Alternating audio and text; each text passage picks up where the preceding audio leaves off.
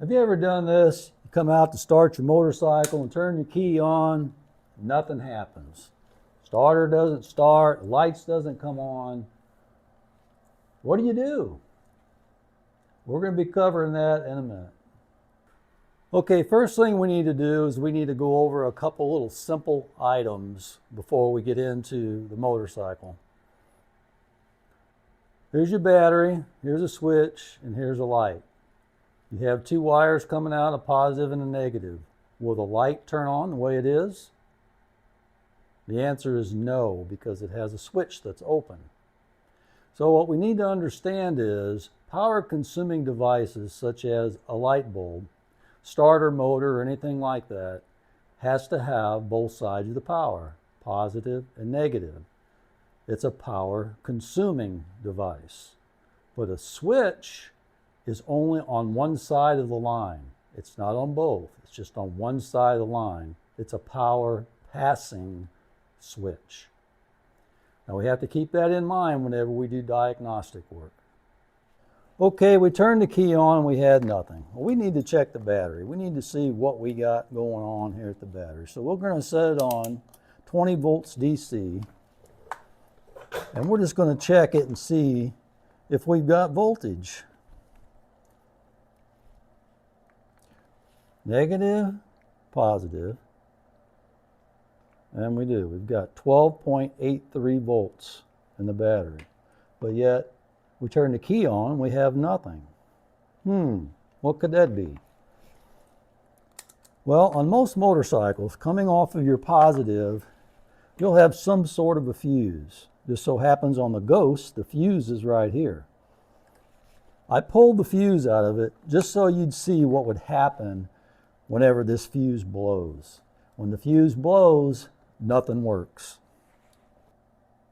And here's the fuse that it comes with. It's a heavy duty. It's about a 25 amp fuse.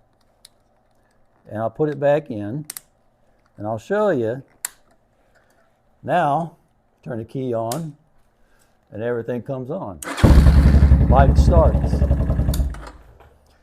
All because that fuse had blown.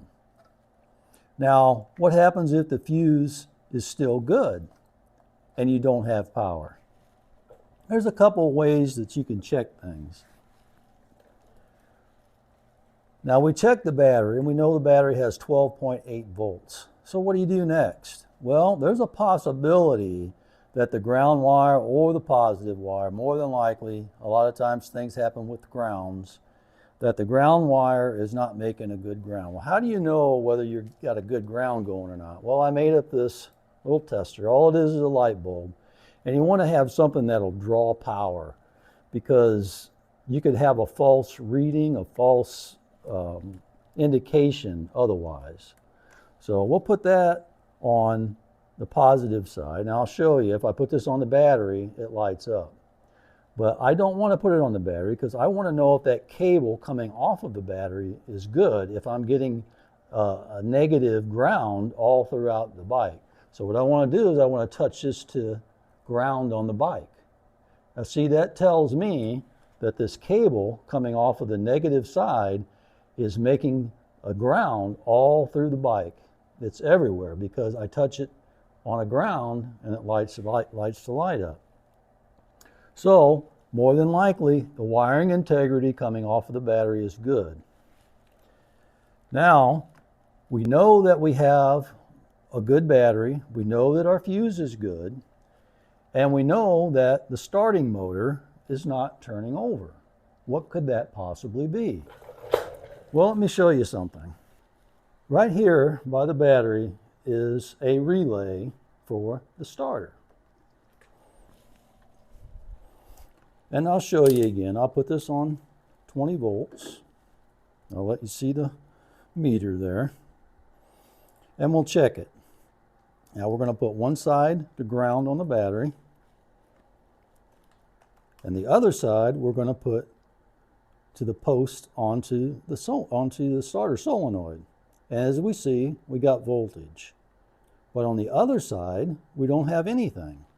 Does that mean we have a bad starter solenoid? No, because we haven't tried to start it. Now, let's turn the key on And I'll show you, it still doesn't have anything. But as soon as I hit the start button, see, the voltage passed from this terminal to this terminal. And that's what it does. The voltage goes from the battery to the starter solenoid. And once you hit the switch to start it, it passes power to this terminal. This terminal goes down to the starter, and it will start the bike. Okay, now we know we've got battery voltage. We know we've got wiring integrity from the battery.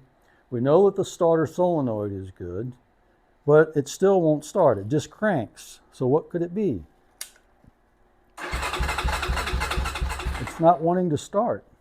Everything's working properly, but it doesn't start. Wonder what that could be. Don't forget, you have a kill switch up here on the handlebars. And if that kill switch is turned to the off position, then it won't start. So if you turn your kill switch on, then the bike starts. But if you turn that off, why is that turning it off, preventing the bike from starting? Well, in your CDI, it has wires that go to it from this switch. And when you turn this off, it stops the CDI from sending power up here to the coil to give fire to the engine. Now, if your bike is turning over but it's not starting, and you check the kill switch, and it's not the kill switch, well, let's check just a little bit further. Let's pull this spark plug out. Because sometimes it could be fuel related. We want to make sure that we got a spark. And if we have a spark and it's still not starting, then more than likely it's going to be the fuel. Or it could be compression too. Boy, look at that spark plug. Isn't that good? This thing's really burning good. All right, we'll put the spark plug in there. We'll ground it out. Turn the key on. Let's see what happens with the spark. See if you can see that. Got a really good spark. Now watch what happens when I turn the kill switch off. No spark. That prevents the spark from coming through the coil and sparking the spark plug. Okay, so let's say that we didn't have spark. Where would you go next? Okay, now the bike cranks over, but there's no spark making it down to the spark plug. It could be in the spark plug wire, it could be in the coil, it could be in the CDI, it could be in the stator. Now, let's check to see if it's coming out of, let's check to see if we got any power coming to the coil. Because if we're not getting power to the coil, there's no way we're going to get spark. So we have to check to see if we're getting voltage up to the coil. One side is your hot, which is this one. The other side is your ground. Now this is coming from the CDI. The CDI is telling the coil when to fire. So what we'll do is we'll put the ground onto the ground on the battery. And we'll put this into the coil, and we'll watch and see what happens whenever we go to start it. We'll see if we got any voltage. And we do. See the voltage jump up? It's showing 8 volts, but it's going so fast, plus these connections probably aren't the best.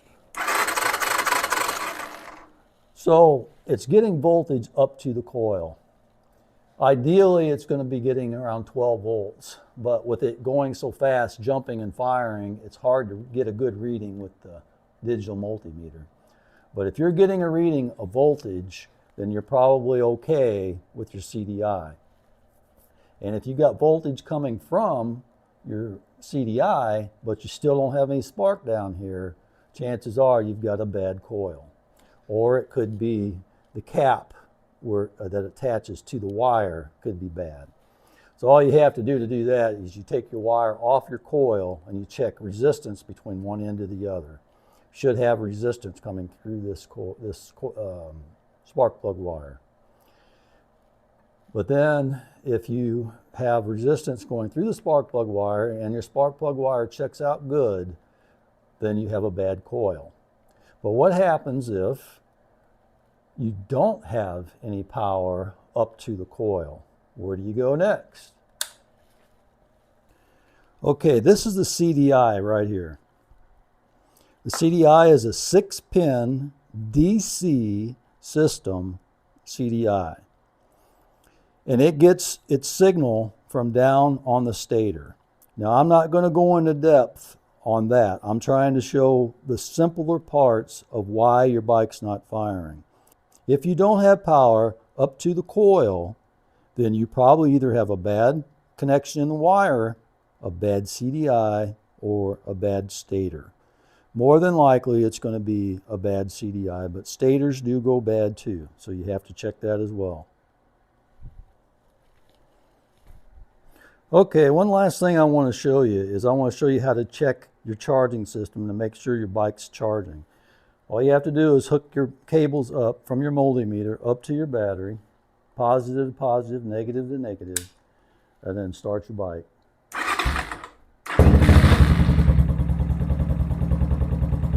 If the voltage increases, then you know your charging system's working.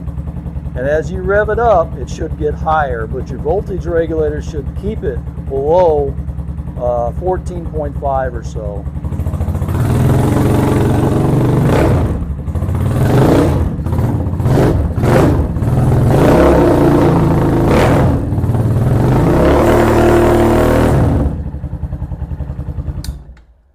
And as you can see, my charging system is perfect. Okay, like I was showing you on the diagram earlier, you have a couple of different components in your machine. You have power consuming and you have power passing. This switch up here for your kill switch is a power passing kill switch. It only works one side of the circuit. So you won't have a complete circuit to make your bike run if it's turned off. That's the main point I wanted to show you. That kill switch is very important and very critical to the system to make it run or not run. Well, I hope this was helpful. I know there's times it gets really frustrating when you go out to start your bike and it doesn't start. It's like, oh no, what is it? What could it be? A lot of times it's simple. You know, it's really the easy stuff sometimes that trip us up. You know, like this fuse. I mean, it's nothing to change the fuse. It's really easy. And if you ever come out and you turn the key on, nothing happens, first place you go to the fuse. And also check your battery, make sure your battery's good. But I showed you everything that I can think of for the simple fixes. There are more complex things that could prevent it from running, and some are harder to find, like wiring problems. You know, you got a shorted wire and you got to find it. Or your CDI goes bad. And I do have a diagram that shows you what pins are for what on the CDI to help you kind of diagnose that. I'm not going to cover that in this video. But the stator as well, the stator is a very critical part of it. The stator, I think, because of where it sits at, is going to be less apt to have problems. It will have problems from time to time on some machines, so it's not something to rule out. But it wouldn't be the first thing I would go for. So check your easy stuff, your simple stuff. Usually that's what it is. All right, well, I hope this was helpful. Thanks for watching.